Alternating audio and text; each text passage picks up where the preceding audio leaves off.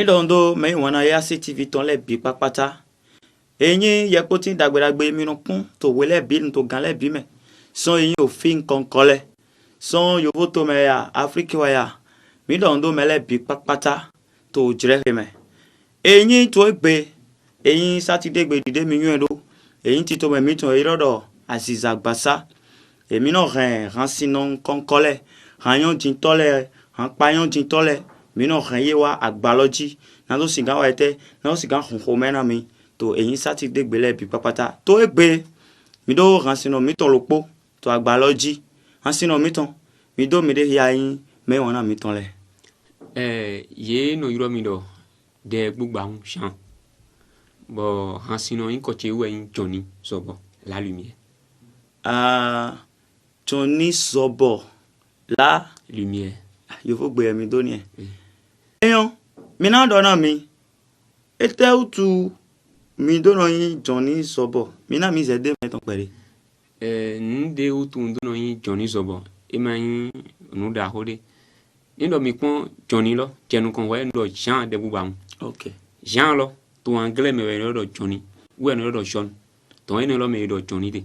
ton Zobo lo we yo hun de mi lo su papa no ohun emi no ko lo we yin Zobo lo oui ohun lo mi lo so e ka ze ohun ne lo dai ohun de no do Zobo e me mi lo so e ze dai parce ndo mi kin to hun lo pon ogun gan we no hode me sakla we no hode me bo ayonle yilo we no ogun gan donc mais kaze Zobo lo dai fondateur lo ou eyin Shirado ohun ton lo ou eyin hunde homide ohun de wo do te lo we mi le to hiho oui mi u go mi de son bo tin to hiho eyan mi ba si town eyin ko na cambio mi din be to o Zobo hiho lo me be mi o ka ode eyin agbande ton kaka ye din kaka je din mi ma o dodo mi o di agbande ton bo ma so dodo mo mi ma kin to wezu won de go alo ma o pe wezu bo ma do bai alo ma o pe oui alo ma pe lo mi ete wezon bo ma do de ton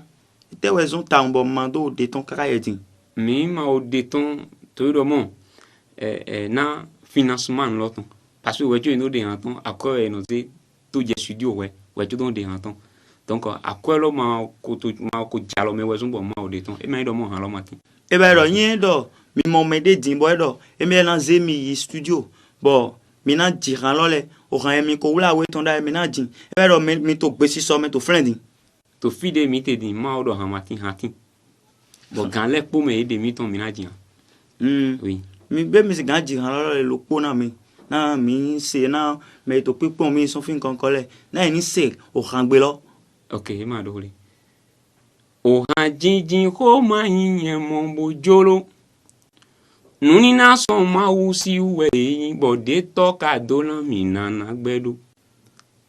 han jinjin ko ma yin mo bojolo gba nuni na so gigo gan si we yin bo se ka do na mi na gbedo udi eyen do cho ma gan da bo so du gba gbe to jan we lan yin alogo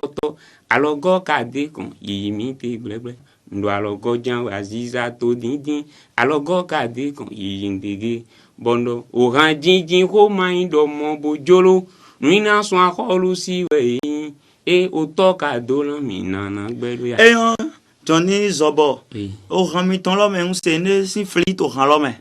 bo nyan kan ho bi o mi deji o ran jinjin lo ogu em do do ya ka bi nuni na mi modo nu mon ko tin to mi me bo mi che jinjin we ya o ran ho mi ma do mi dugu eton parce que to po mi ton gbe to kando ku ti si won do me de ma ko to flen bo yo do Aziza bo o ji han kun c'est vrai que baba mi ton le yino chan hun bo no ko gbangoji me de ma flen bo ngado mo e mi le we Aziza to kando ku ti si we donc endo me le so do mi le to han jinjin be Johnny ji we be so eyan ma wona so zemi do aga dide mi jrodo ko na cambio mi do go we ndo mi le cho e kanon jiran lo be mi ka do egbe pipiride bo enu khonu po mi po oui mi do egbe pipiri bo mi no ton bo no khonu oui yen yiro mi be ndo vino beton ka bi njo wa agode yen yiro mi be mi na ye na mi na si oye quand des peu mais il mi do na mi do khonu gbegbe ndo mo so bo hun lo jan we kan le po me mi tin to play po do ha gbe che le po bo mi na ibo khonu bo na èèyàn máa wò ná gbọ́ lọ náà mi ò bẹ́ẹ̀ hàn jí tẹ́ ká ìwé níbí. mi ò bẹ́ẹ̀ hàn jíjìn ẹ máa wé náà ẹ ò dẹ̀ bi parce que depuis 2012 wẹ̀ mi bẹ́ẹ̀. 2012 oui wẹ̀ mi kò bẹ́ẹ̀ hàn jíjìn. oui èèyàn bọ́dín hàn jíjìn lọ èmi tó hàn lọ jìn bótó kíkọ bẹ́ẹ̀ mi ká dó àzọ́ndé mi sọ dó àzọ́ndé bó sọ̀rọ̀ wà dógọ̀ hàn jíjìn mi tán. tó hàn hó lọ́kàn ẹ máa yín hàn tó wẹ̀ mi náà di. Bon, mais yo han ouais mi be. Seulement que c'est vrai que prévu que moi mi be han jin. Bon aguma mi bete. Bon mi tin to han jin to aguma to ko halem. Mi comprendre. Donc bon to ine godo. Ouais to 2012 mi do be. Bon 2012 mo 2012 azonte mi so do ko. Yo me mi no yi. Bon pe 2012 BPC godo ouais mi a di han jin. Bon me le ko tin to mi ho. E me do ma tin to yin la e mo. Mais 2012 BPC godo ouais asiza ho aton bon mi do tin to han jin. Donc kaka je din mi o do bac. Bon mi étudiant to di. Donc, je suis étudiant au filière géographie. Ok. Et bon, tu as au ranzon wa, pour ça tu es au meilleur. Mais, na mi bi bayi gombo. Bon, mi to a wele bayi to po. Na mi to kogonando. Pour toi wele po bayi to po. O métier on ba o na o de mi cambio. Azizade matin, o hansuno de matin, moi do mo lo han lo tu e mi le jambai. Me comprendre? Parce que ni do mo mele yi do mo han lo tu e mi le na tin to nji en do gan ho boy ma yo do han ho kon ete a jana do c'est ça qui est important. Donc we na gan ho ma yo do han son kon nde we atin to wada yi wetu esprit ni lo do wa wetu pigbo ni lo do wa ton lo we yin pataki ton we zon mi ma yi de bojo de do mi tin to we ho yan mi so tin to han ho yan parce que we po han po ye tin to po oui ete mi pon bodo do. OK, c'est une bonne question. Dès mi be première année de géographie là on fait gagner dans mon poisson mi tondé yo dans mon kojo oui ou alors ouais mi bona mi nu kumo je nu go supo bondo mo nu kumo je go parce que mi ba ku de boyo do entrepreneuriat. OK, but ku entrepreneuriat là mais e be no supo do po mena ba informatique mena ba ni e so ze o han ho do te donc boy former groupe supo donc wa je donc ko tin to han dinai bon so je donc to obligé au bio groupe musical mais donc ça veut dire o we podo han po ye tin to po et avec musique podo han po mi hemina tin to voyage lei nous support mi hemina tin to bai ça là et so un de plus et so le podo go nous e mi to bi basiton. oui et non de mi to bio université là ka ye dim po mi to mi bio e groupe musical là mais jro jeri tele mi ko moto frère gonvona ko da e quoi de mi to to nu ho dai lo nous mi so mo do go boy ho mena mi wo yin do mo de fait que mi e pli do po de mi pli do po lo o ho de wa tin to mi le tin lo e ni lo e avantage mi c'est que so na mi ho do mo na tin to nu kon to han lo me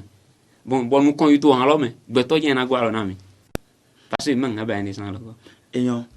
tin nous e na cambio mi nous e na bio mi ndo ite hotel mi do bona dona ran me to pipon mi le boya me to pipon mi din bo e ren na gwa lo na mi hotel mi do bona do ran ye. OK, ndondo mi me basi non pon meto me tinto chaîne EACTV e lokon ndo mi tinto me de mon be Johnny we mi tinto mo Johnny zobo de ogba son gando huji to achupa meri avant ko to me mi tinto hadin e ma so wi e ono san pede donc ndo mina ton mi le si raison ndo mina yaga mi le si raison bo gayi mi ton lo eyan ya dije na mi le e so yan gayi o to lo ton parce que tin ton mi le ton lo e tin ton benin to lo ton e tin ton achupa ton e so tin ton avant ko ton donc mi tin to vivre ndo mo be ya mi do jo jede na to go alo na mi tin to play bon ma so décourager mi parce que we na mi le mi tin to le do ya do nu e wa mi te lo mi tin to no lo mo donc mi do mo mi to gan le po mi tin to numéro 96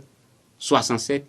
04 63 et numéro miton pour to gan le po mi hen mi na iro mi be ami do alogoli ni mi so iro directeur de patena e asiti vilo be na so tin to mi passer mi le po epo mi tin to porto we le po e so numéro miton whatsapp ton eyan ena chena mi town Johnny zobo oui ena chena mi na ma wona gba na mi me wona e asiti ton le bi papata Johnny zobo e to yiro mi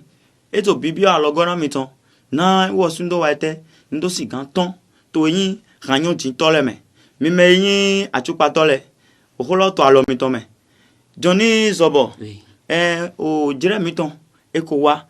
mina do bayina me mi ton e to pipon mi le okay nye dolun do mi me basi nu pon tole Johnny re yin zobo achupa loton pon pe we do mi lo bo kan fin fon bio o vi pe vide re lan mi so to mi moge asino janwe mi so yin to pipli han jin tole me mi ma se ya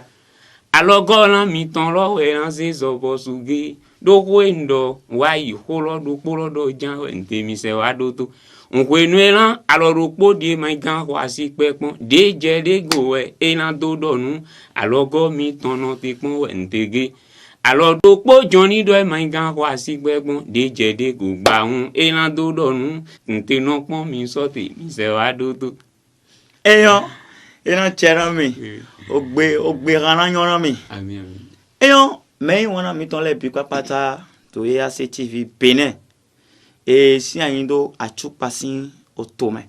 mi ko wa vivonu yin titome mi tonton yin do mi juro na wa ndi pepe nu wa de pepe mi do to ami sa me we ya e vi no beton we ya anniversaire we ya mi ro mi do eyin alokama do si mi ton e tinto eyin yepoti mi ton ji mi jiro mi na si o mi bona do hopo mi po dide jedo